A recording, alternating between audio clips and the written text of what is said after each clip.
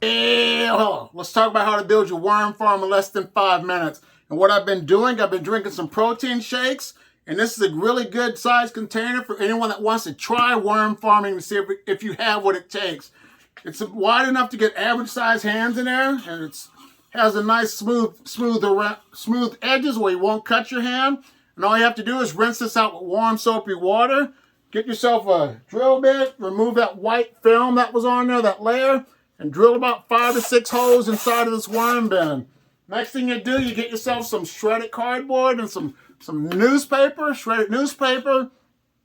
Get it damp, fill it halfway up with the paper.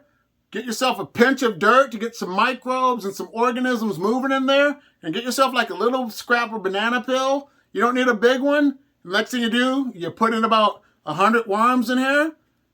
And after that, about every week, look and see if the banana's in there. If it's still in there, don't feed them. But if it's gone, add more food, add a little bit more food, add more shredded paper. And then within about 2 months, you will see the worm castings. And what you would do next, you would dump this container.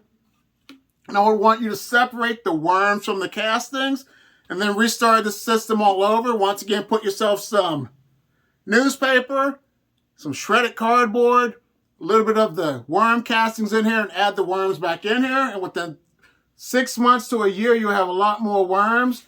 And then if things are working out, you'll be good to go. But this is great to start with for anyone. You can even take this to work, put it underneath your desk. If you want to relieve some stress, talk to your worms at work. But here's another video. I'll see you in the next one. Bye.